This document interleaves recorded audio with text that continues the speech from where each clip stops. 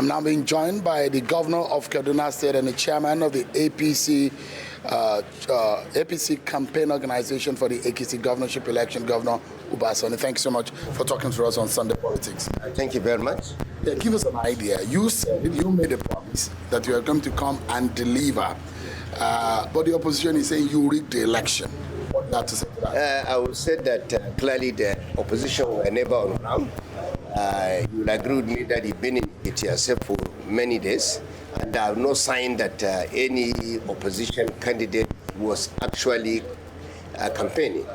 Myself and about 14 governors, members of the National Assembly, Ekiti State Local Organizing Committee headed by Senator Opayemi have been going around in the last 1 week. In fact, I came into this town about 2 months ago, and we went around the whole 60 local governments.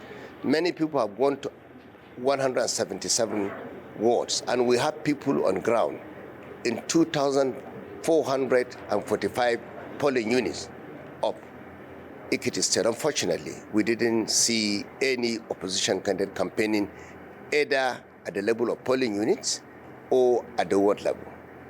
But there are those who will say your party cost it. Your party has intimidated, according to them, intimidated and silenced opposition. And that's why you've not seen so much of what should be a sign of opposition in the state. I don't believe there's anything called intimidation in election. You have the freedom, you have the right to go around, canvass for votes, canvass for support.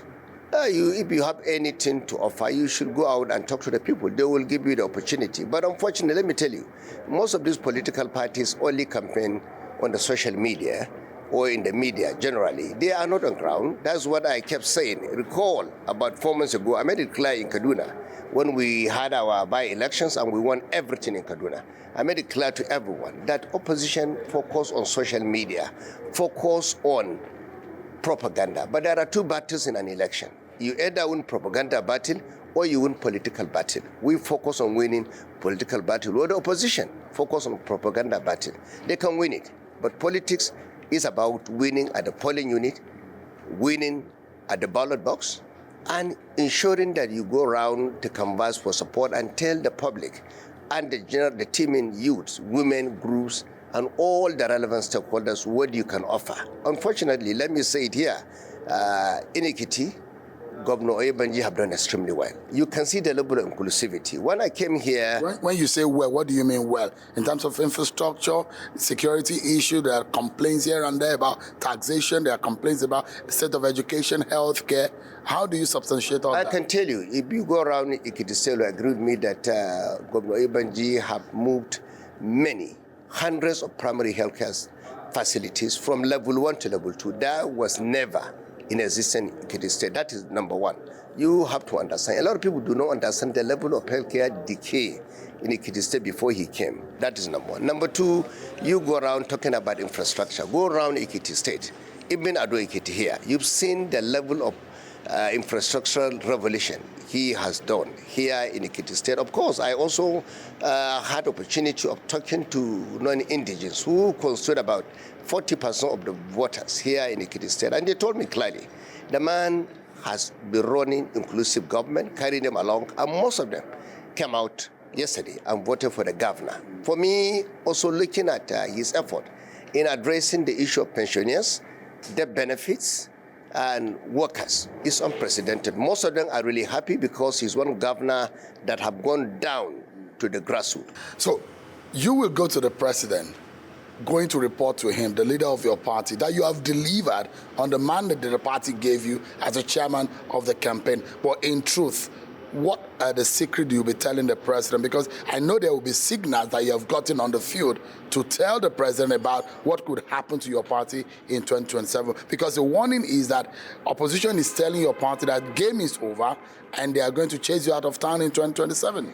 Honestly speaking, what I will tell President Bola Ahmed Tinubu is very simple. We've done a lot in the area of campaigning. I will only tell him that, look, when we came in, we were not relaxed. We were around to all the 60 local governments, 177 wards, and ensuring that we have people at the level of polling units to about, of course, 2,445 polling units. We all have people on ground. More than 10 canvassers at all the polling units.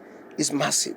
It's unprecedented. So for me, I will tell the president, let's replicate what we've done in Ekiti State in all the elections that are coming, particularly the one that is coming in August in Ocean State. And I have not at the moment. So your party has a chance in Ocean? If we replicate what we've done here in Ekiti State, we are going to win election in Ocean State landslide. That's not that about it. Well, I mean, is your party worried about its security? Because that's a major problem. I would tell you, there are those who say that's going to be your problem. And the opposition is saying a party that cannot secure Nigeria, how would people vote that party? I will tell you because, you see, a lot of people report about security. They are one-sided when it comes to issue of reporting. I'm from Kaduna, and I will tell you, if you are talking about the issue of insecurity, you have to be very, very thorough. You must have your own data, your statistics. You have to speak on facts. In Kaduna, where I come from, only last week, the Honorable Minister of State from UK in charge of development and Africa, Baroness Jennifer, was in Kaduna. You may be shocked to realize that she drove from Kaduna to Abuja and from Abuja to Kaduna. And I asked her why. She said, look, they have their own report that security have improved between Abuja to Kaduna. In the last 4 or 5 years, you can never dare travel from Abuja to Kaduna. But even the minister from UK traveled by road. She slept in Kaduna. It's a fact, and you can go and cross-check. That's number one. Number two, in 2022, you cannot travel from Kaduna to Benengwari. Today, you can travel without a single police escort. We have reclaimed over 500,000 of our farmland in Kaduna where the farmers have gone. We opened about 115 schools that were closed before we came in. 115 primary healthcare centers in Kaduna. What are you talking about? This is a sign of improvement in the area of security. So what I'm trying to say is that when you look at the issue of insecurity, you have to do the analysis state by state. Some states have really improved. Some need to work up. And security issue for me, if you ask me, is a responsibility of everyone. Subnational have to stand up and do what is needful there. We are all elected to address insecurity. But one area I will give credit to the president. He will be, history and posterity will be kind to him if he established state police in Nigeria. The issue of insecurity, even the opposition have not come up with one solution. They were asked, show us a blueprint in addressing the insecurity. No presidential candidate in Nigeria have been able to come with his own blueprint. But your party say you can fix security. Yes, I will tell you how to fix it. President is doing that. In Nigeria, the issue of the insecurity is because we are lacking boots on ground. You go to the northwest, you move more than 100 kilometers in some areas without a single security personnel. Many spaces are ungoverned because no security personnel. We have less than 400,000 police personnel in Nigeria, less than 250,000 military personnel in Nigeria. In the 70s, let me take you back, we had more than almost 300,000 military personnel. Decades after, we have less than that number. We have to ask ourselves why. But when I asked many generals across the country, they told me the process of joining military is very tedious. They have to be cautious, they have to be careful, but now the establishment of state police in Nigeria will certainly address security because of two reasons. One, we have to address the issue of lack of boots on ground. Number two, if you go through the current Firearms Act in Nigeria, it prohibited all the vigilance services in Nigeria from taking light arms. And number two, there's also a problem of intelligence gathering and sharing. When you have a police officer from Akwa Ibom, for instance, you take him to Benengwari, he will take a lot of time to understand the terrain. But when you have state police, you are recruiting people from that community, and you are giving them the opportunity, constitutional right to hold firearms. I can tell you, we will address the issue of insecurity in Nigeria within the next few months if we establish state police in Nigeria. You are a former lawmaker. Do you think state police can be achieved before the 2027 election? With the way things are moving, state police, from my own conversation with Mr. President, we will be able to establish state police in the next 2 months by the grace of God.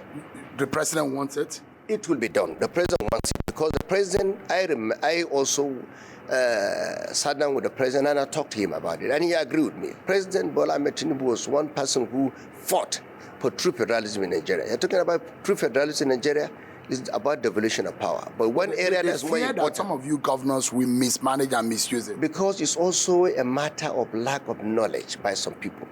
You must be in the National Assembly to understand the act of law making. You cannot abuse state police if the crafters, the drafters of the law, because it's about constitutional amendment. So you can establish state police and prohibit them from participating in political activities. They should focus on crime management and things to do with crime fighting. So if you come with law, it happens in many developed democracies around the world, in America and many other countries. The federal police force will be there still fighting and focusing on issues to do with election matters, political activities. Let me give you an example. You've been in Ekiti State for many days. You went around to all the polling. Have you seen any military personnel there? Because the law prohibits any military officer staying near where election is taking place. That is a constitutional issue. So you can also have a police, state police, that it will be made clear in the provision of that law that state police should not be allowed to participate in political activities. A lot of people talking about abuse because they are ignorant about the act of law making in National Assembly. Your Excellency, before I allow you to go, if elections are conducted today, those who are complaining about President Tinubu's policies, harsh and pains they are experiencing, do you think your party, if elections are conducted today, your party is popular enough, has the opportunity to win the election if it were conducted today? Where? In Nigeria? In Nigeria. Let me tell you the truth. Asua Tinubu, Asua Bola Tinubu will win this election easily than any presidential candidate in the state of Nigeria. Without rigging? You don't need to rig. You know why? Because the opposition are not in existence. I told you. You came to Because Ekiti. they say you killed the opposition in your party. Nobody killed the opposition. You are talking to a veteran here. I fought for democracy in Nigeria. When people are talking, I'm fighting judiciary, fighting INEC, because they have no historical perspective about struggle for democracy in Nigeria. You're talking to a man who fought for democracy in Nigeria. Recall, in 1999, we fought for the informal democracy. Who was the champion at that time? Was Chief Gani Fami, more than any other person. But our party was not registered, the National Conscience Party. What did we do? We didn't go to the media talking about or fighting or trying to scuttle democracy or calling for anarchy in Nigeria. What did we do? We went back to court because we believe in judiciary, we believe in rule of law, we believe in democracy. We were able to win the case against INEC precisely on the 7th July 2002, 3 years after we went to court. But INEC still appealed the judgment against us, the National Conscience Party. We went back to court with them. We got the judgment in January 2003. Judgment was delivered by the Chief Judge of the Supreme Court, Justice Mohammed Lawal West. We got the judgment. And that judgment was what gave birth today to the expansion of political space. Most of these later-day activists politicians who said we're activists today, where were they? Most of them, you have to be careful. They are either anti-democratic elements. They were the military apologists. We knew them. We knew what they did during the military era. Today, they don't believe in democracy. Right. They don't even know about democracy. Your Excellency, thank you so much for talking to us on Sunday Politics. Thank you so much.